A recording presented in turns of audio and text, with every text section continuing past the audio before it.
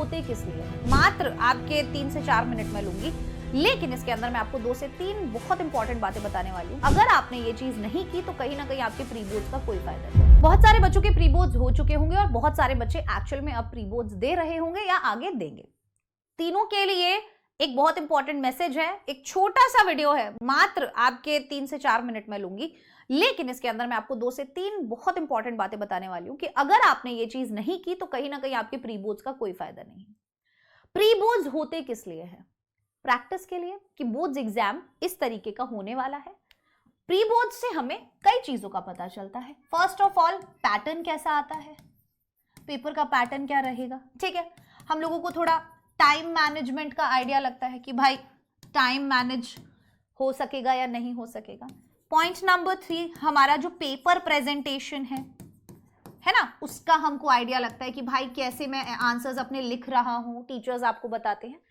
And point number 4, पहला हो गया पेपर पैटर्न, दूसरा हो गया टाइम मैनेजमेंट, तीसरा हो गया आपका paper presentation, and the fourth one is जो मुझे आता था क्या मैं उससे रिलेटेड सारे क्वेश्चंस कर पाया।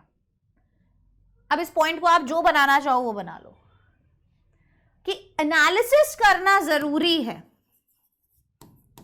बात करते हैं पॉइंट नंबर 1 की, पेपर पैटर्न। प्री बोर्ड्स जब आप देने जाओगे है ना, तो पेपर जो आपके सामने आएगा, अभी स्कूल में अपन नॉर्मल हर एक सब्जेक्ट का टेस्ट दे रहे होते हैं, वो बिल्कुल अलग होता है। प्री बोर्ड्स बिल्कुल अलग होते हैं क्योंकि वो बिल्कुल एग्जैक्ट सेम पैटर्न और टाइम के अकॉर्डिंग होते हैं। यूजुअली स्कूल में अंदर आपके जो डेली यूनिट टेस्ट वगैरह हर हफ्ते में हो जाते हैं, वो क्या है, वो कुछ नहीं है, कुछ नहीं है, नहीं वो इंपॉर्टेंट है, वो कुछ नहीं है, मतलब वो आपके उस पैटर्न के अकॉर्डिंग नहीं होते ना कि भाई आपको 3 घंटे का टाइम दिया जा रहा है, उसमें आपको वो पेपर करना है। तीनों सब्जेक्ट्स है, फिजिक्स वाले सर आपका अलग लेंगे, केमिस्ट्री वाली मैम अलग लेंगे, बायो वाले मैम सर जो भी है वो अलग लेंगे। Am I right? तो इसीलिए प्री बोर्ड्स के अंदर आपको पता चलता है कि एक्चुअल मेरा पेपर पैटर्न कैसा रहने वाला है, वो आपके सामने होता है और आपको उसी पेपर पैटर्न के अकॉर्डिंग अपने आंसर्स को फॉलो करना रहता है।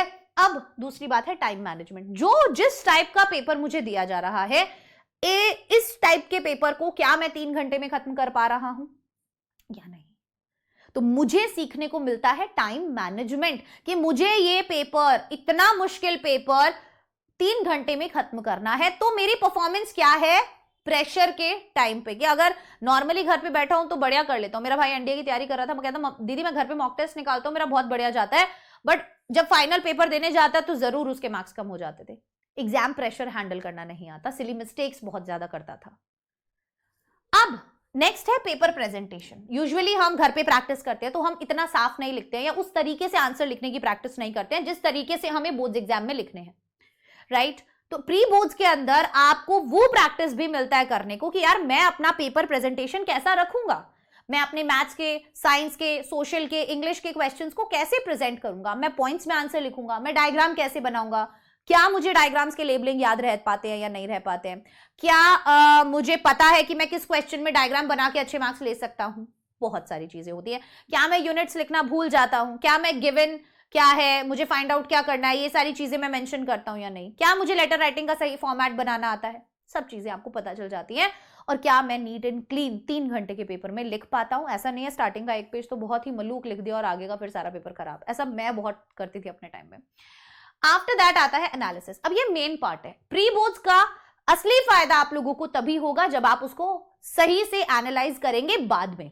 जब आपको प्री बोर्ड्स का रिजल्ट मिले और आपकी आंसर शीट आपके हाथ में हो तो सबसे पहला काम आपको करना है ये देखने का कि मैंने गलतियां कहां करी हैं। अपनी मिस्टेक्स को ढूंढिए और उन मिस्टेक्स को लिखिए और फिर अपने टीचर के पास जाइए कि मुझे बताइए मेरे मार्क्स कहां कटे, क्यों कटे, मैंने अपना 100% दिया था बट अब मैं बोर्ड्स एग्जाम में पूरे में से पूरे नंबर कैसे ला सकता हूं, आप मुझे गाइड कीजिए। ये आपके टीचर्स ही आपको गाइड कर पाएंगे, मैं नहीं, क्योंकि मैं आपकी आंसर शीट नहीं देख रही होंगी।